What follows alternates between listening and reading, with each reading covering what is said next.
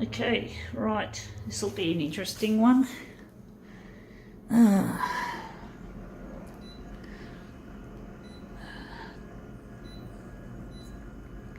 I don't know how big we're going to make it, so we're just going to look at it when we put the original on the glass. I think we're going to make this one a negative. So let's just quickly get in there. Color adjust. Whoops! Fuck, these buttons. I just fucked up. What did I fuck that up for, I wonder? What that was. A bit careless here. It's easy to fat finger the buttons like that. Added a little bit of warmth.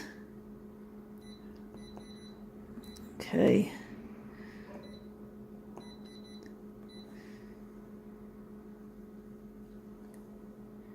We're gonna, which way, what are we gonna do? Cancel or okay? We're going okay.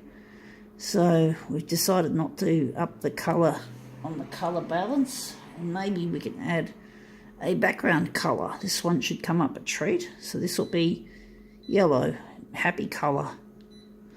Okay, let's see how this original is and what we can do with it. So what do we have? We have here Twix. Twix what? Extra.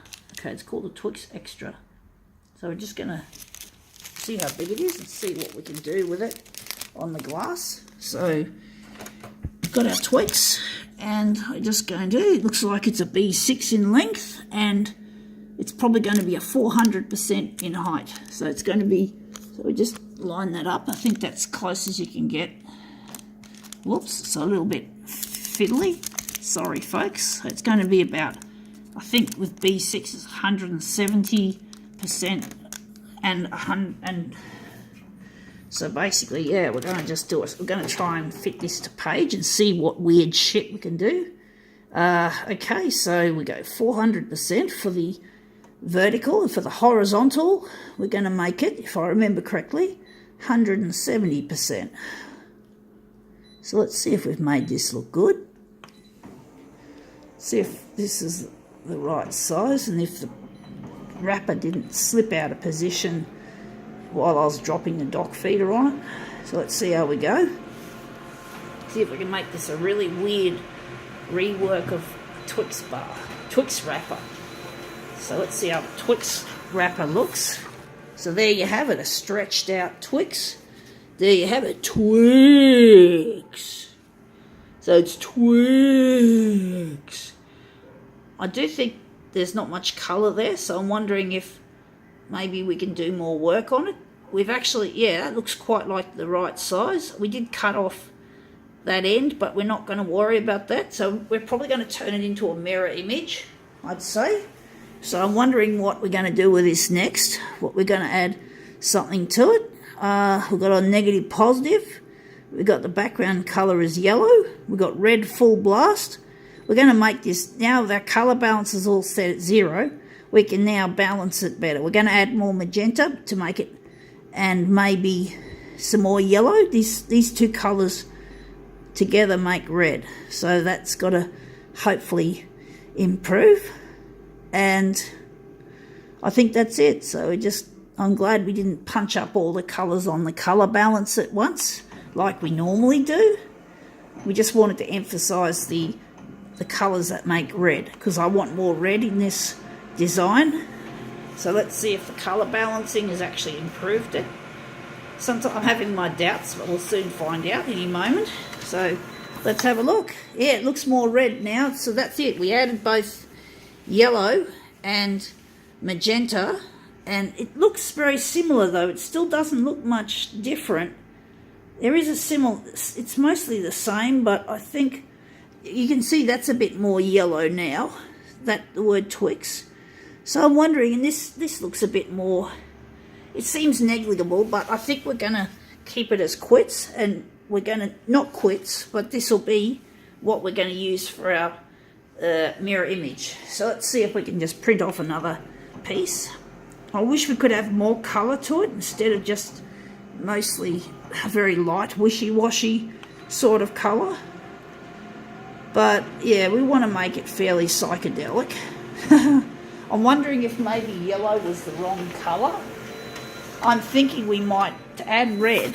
I'm just changing my mind. Sorry guys, I keep changing my mind.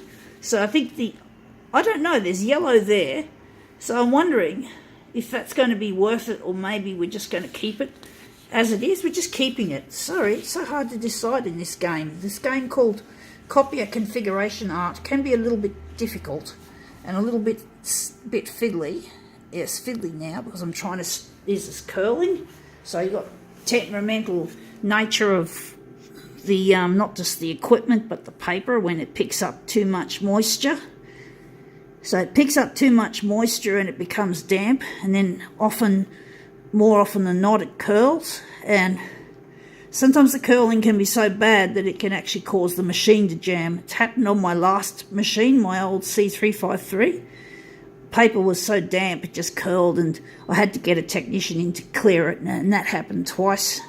And that was like, it's probably bad copier design on Konica Minolta's side, because a paper jam should not require you to call a technician. You should be able to clear it yourself. It's a user activity that you can do. You can't fix the machine yourself. You'll void the service contract, and you might hurt yourself or kill yourself or damage the machine further. So it's always good, unless you're a technician or know what you're doing. Yeah, it's like don't touch. But paper jams are supposed to be a user operation that can operate. That's an operation that a user is supposed to be able to do. But when the machine's so badly designed as it appears to be, well, you need a technician, because you could cause further damage to the machine. And maybe that's another, ironically, or you might also have to get a do and charge call because you fucked the machine. You didn't use the right jam clearance technique, and it's not easy to know how to exactly do it unless you open up the manual. I usually try to open the manual up when I attempt a paper jam clearance, because it's one area that you don't do it every day, and it's just one area that's really critical. And yeah, but anyway, enough about fucking paper jams. This looks really quite interesting. I think we can call that one quits. And the machine's just told me take the original off the glass. Ha ha.